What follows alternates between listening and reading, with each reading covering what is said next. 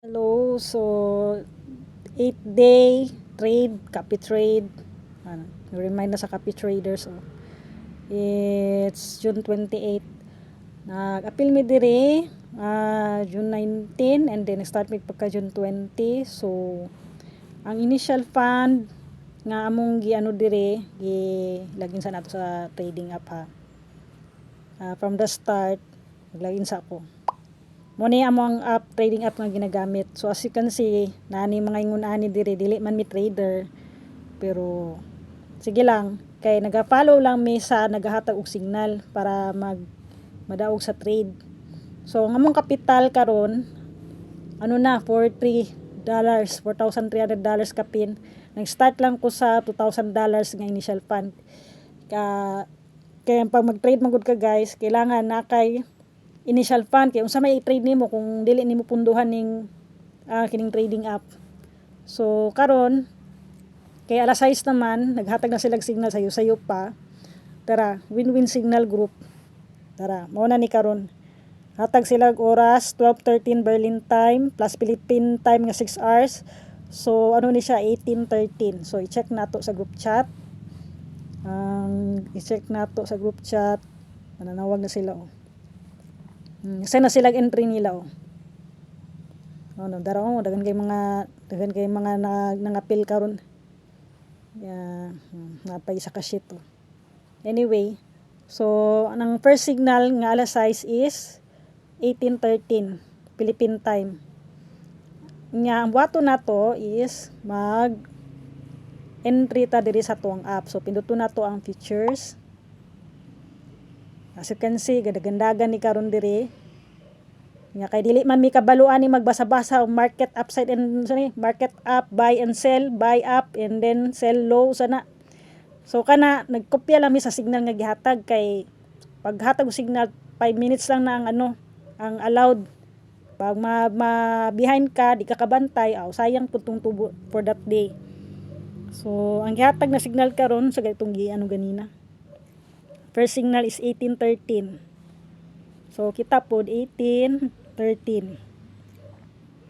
Nya ang allowable nga i-fund i-trade is 4% sa initial fund. So $2,000 man to. So ang naitabo kay i-compute nato. Ayaw na lang sa anyway kabalo naman ko sa total. So ang akwang initial fund times 4% is only $80.18 nga pwede i-trade. And then i-call nimo, bago nimo i-call guys, tanawa sa diri ha. Ang product nimo is dapat na di sa first part BTC USDD. Kay usay man gud magbut-but siya, mag-set siya diri nga mga pildi ba. Di ra ba na sila magripan pag mapildi. So i-call nimo and then so gatong sulti mag-sure gito sa atong signal guys kay lisod kay magkamali. 18:13. So 18:13 ang gihatag nga first signal. 18:13. Tara, 18:13. Tara. Tapos 18:13 okay na, yang amount is 80.18. Kanang na ko nga $80 is 4% na siya sa katong initial fund namo nga $2,000 which is pagsugod nako fund ko og almost 120,000 kay $2,000 man times 59 pesos yata akong palit ato sa dollar. So pag convert nako. So i-call na ha. Pag call done. Okay, so mao na siya. So i-check nato okay para pwede pa ma-cancel mitas na pay time. So 18:18 tama ba to? Again i-review nato. 18:13 di ay so i-cancel na to guys kay basig di pa ha. Tama day 18:13. 18:13 nakabutang nya product is i-sure gyud ng product BTC USDD. And then ang oras i-sure gyud ninyo on time nga giset is 18:13 nya ang amount nimo. So na-call naman yata ni kay mahibal man nimo naka-position order na.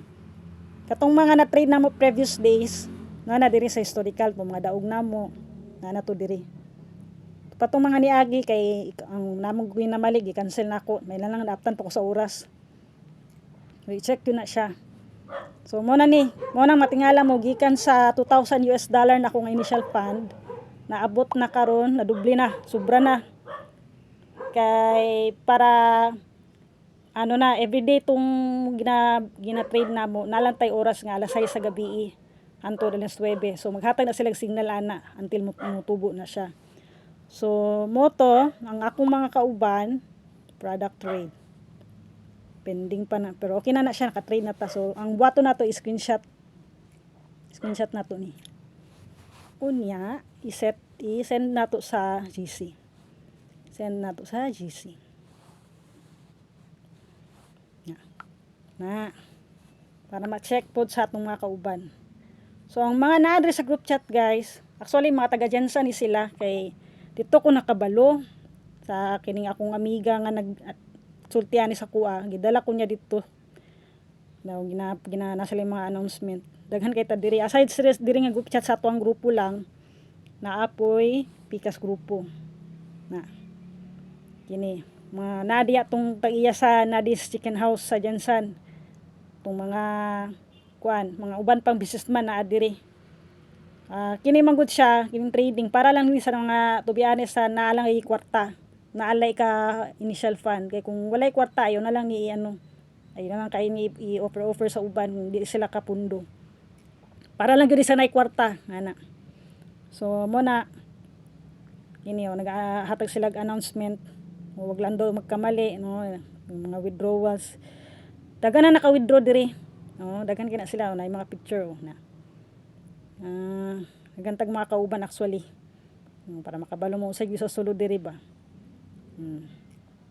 Na nag-announce sila asa sila mag-meet up. Kay para na wifi sa coffee shop ba, ana ba? Sabay sila trade. Ana o ginasend na nila ilang mga entry. To mo na ni. Dagan po naka-withdraw tong niagi kadlaw, dagag withdrawal na hitabo. Murag ang uban na lang gani diri every other day sige withdraw.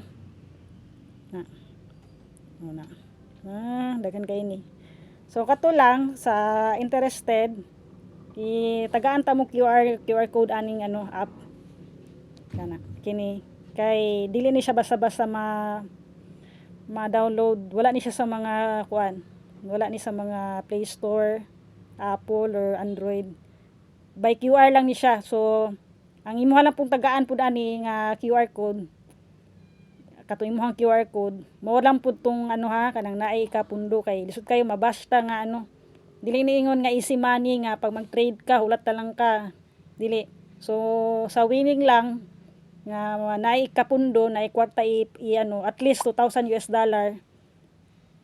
para paka-start na dayon og trade kay kini siya mga 8 days na nako ni.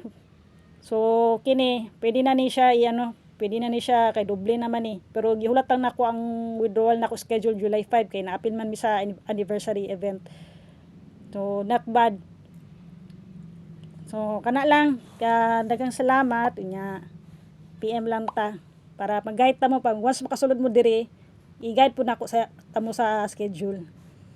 Okay?